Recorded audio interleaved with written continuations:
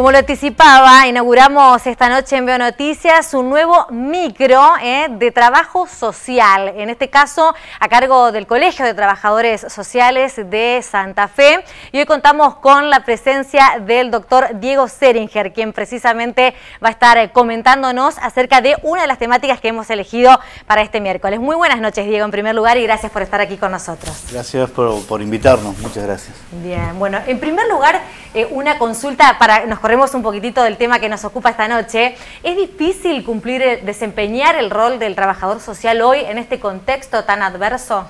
Y siempre es difícil, todo oficio y toda profesión, pero particularmente nosotros, las y los trabajadores sociales, cumplimos una función muy importante en el desarrollo de las políticas públicas porque trabajamos con el padecimiento, ¿no? Que no es menor, así que el esfuerzo de muchísimos colegas es valorable, sobre todo en tema de pandemia, y sí, laburamos con el padecimiento, digamos, ¿no? Así que bueno, es una labor para la cual estamos preparados, eso también es importante decirlo, y no solamente en la ejecución de las políticas públicas, sino también estamos en condiciones, muchísimos colegas, investigadores, aportar a las políticas en la etapa de diseño, ¿no?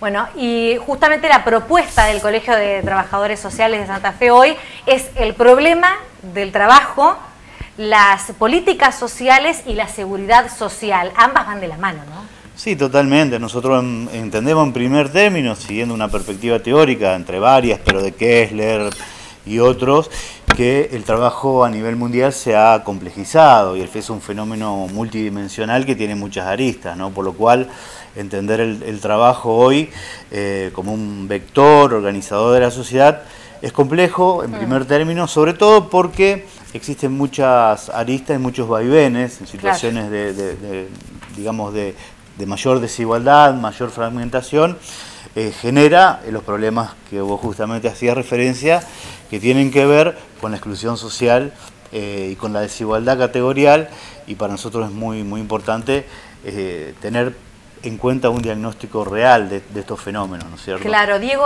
justamente esta tarde se daba a conocer un descenso del 6,3% que nos dejó el 2022 en cuanto al empleo, ¿no? En nuestro país.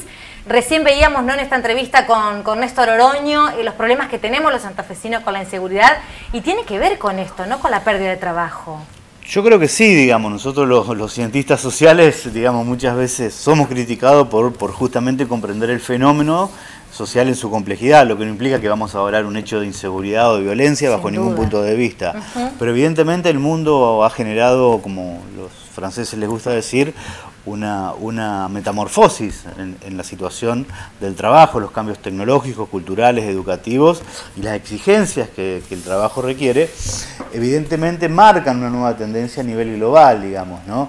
Y seguramente, digamos, también es cierto que nosotros celebramos lo que tiene que ver con todo lo que es la disminución del desempleo, pero también estamos observando la tasa de informalidad del trabajo, que también es complicado, ¿no? Y ahí me gustaría hacer, digo, como para sintetizar, hay distintas posturas, además a nivel global, pero también particularmente en nuestro país y en la región, donde muchas, bueno, por ejemplo, la Organización Internacional del Trabajo procura regular el trabajo, generar situaciones de empleabilidad decente, volver a la protección social, ¿no?, en un sentido muy amplio. Y por otro lado vemos otro vector, otra arista de que muchos piensan que el trabajo debe ser descentralizado, flexibilizado, digamos, contratos a tiempo determinado, que bajo esa consigna generalmente están los organismos multilaterales de crédito.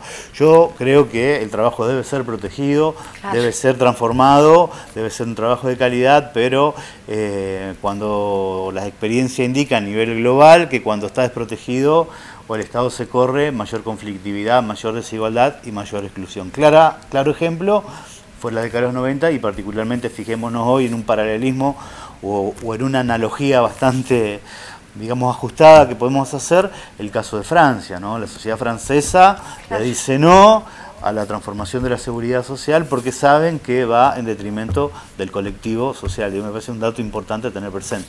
Sin dudas. Bueno, y además estas cuestiones contractuales también van en detrimento del futuro, el proyecto de vida a futuro que pueda tener una persona, ¿no? La previsibilidad. Totalmente. La gente que no tiene previsibilidad, futuro y que además no puede generar una proyección de su existencia, de su bienestar, complejiza la situación. Más aún cuando tenemos generaciones que no han conocido el trabajo, ¿no? Claro, el trabajo como organizador social, producto de que sus padres han trabajado en el mejor de los casos en la informalidad. Y eso es un problema estructural que debe ser abordado desde distintas perspectivas, digamos. Sin dudas. Diego, por último, ya para cerrar con este micro inaugural que ha resultado sumamente interesante, consultarte respecto de las políticas del Estado, ¿no? ¿Qué está faltando?